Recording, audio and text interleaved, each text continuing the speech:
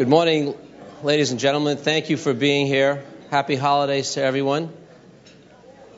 This morning's breakfast represents the last breakfast of this calendar year, and it's been just a terrific ride for us. We started these breakfasts probably a little bit more than a year ago, and we sort of dabbled in them and did a couple, and then this past year we made the decision to use the poker parlance. We went all in.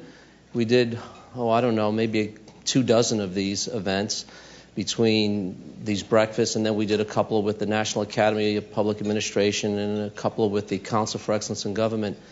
And the feedback we get from everyone is just off the charts. Everyone seems to like them a lot. And that's particularly good to hear in this era of online everything where everyone just sort of sticks in front of their terminal. It's great to see that the old-fashioned formula of getting together and sitting in an intimate setting and listening from a senior government person has such appeal. So that's been great. This past year we've had on this stage the Chief of Operations from the Army, Chief of Operations from the Navy, Air Force, Linda Springer, Linda Combs, David Walker. It's been a terrific year. We've probably served over 2,000 or more, I'm sure, 2,200, 2,300 different breakfasts. So that's a lot of eggs. Times two, it's probably 5,000 eggs or so we've cracked.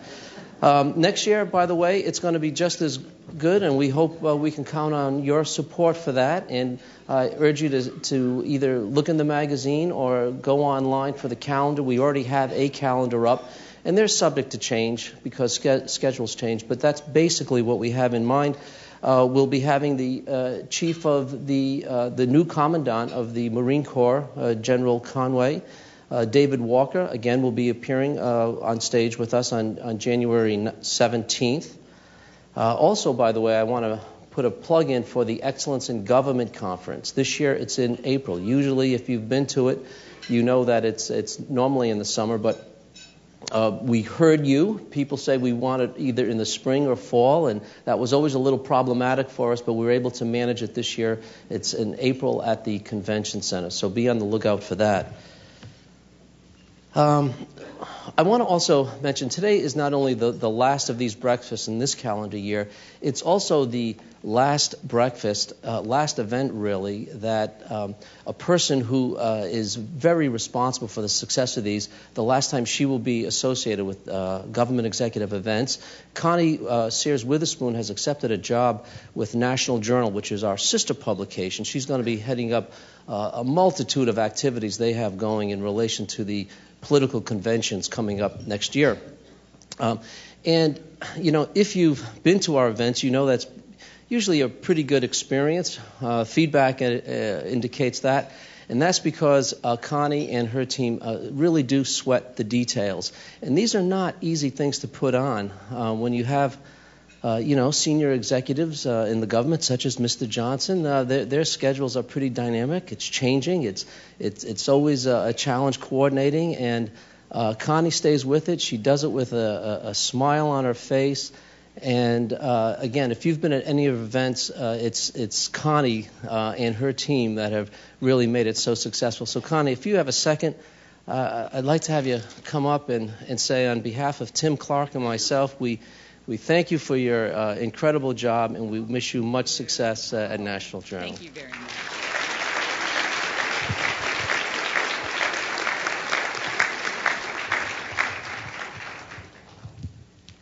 Now I want to talk about the people who also made this happen. That's the sponsors, sponsoring companies. And without their help this past year, again, we would not be able to have these events. And I think virtually all of these companies are returning sponsors. And I am going to go in alphabetical order. Although, my last name starts with V, and I've always resented going in alphabetical order. So, something, I am going to go backwards. I'm going to start with Visa this time. Visa is a company that I'm sure if you looked in your purses and your wallets, you'll see their logo there.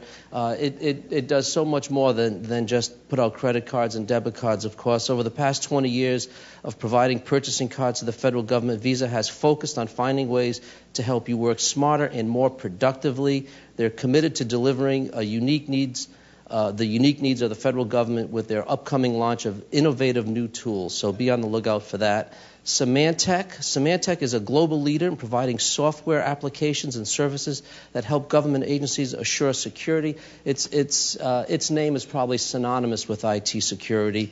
They have solutions for data center management, IT compliance, enterprise messaging, continuity of operations.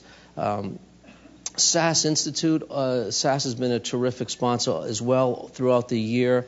They are a leader in the business intelligence and software services, particularly in the analytical side of business intelligence. The company offers a comprehensive, intelligent platform that includes solutions for data integration, intelligence, storage, analytics, and business intelligence. And by the way, they were founded on a grant from the U.S. federal government, and they're located in North Carolina. Price Systems is a world leader in program affordability management solutions, offers cost estimating, cost analysis, and knowledge capture tools. So much of what is driving government today is results and keeping an eye on costs, and Price Systems focuses on that. Kronos, from a whole wide spectrum, particularly relative to the President's management agenda, there's an increased focus on improving the workforce time and labor management. And that's what Kronos does. It's one of the few providers that can support aggressive government labor management initiatives by offering cutting-edge technology best practices for time and labor management. And CGI Federal. CGI has over 30 years and 25,000 employees experience in the U.S. federal government market and can count as customers at over 100 different federal government agency boards, committees, and commissions. As part of the CGI group, they have the depth and breadth of experience of one of the largest independent IT business processes companies in the world. Terrific company. All of these companies are repeat sponsors, and please join me in thanking them for their support.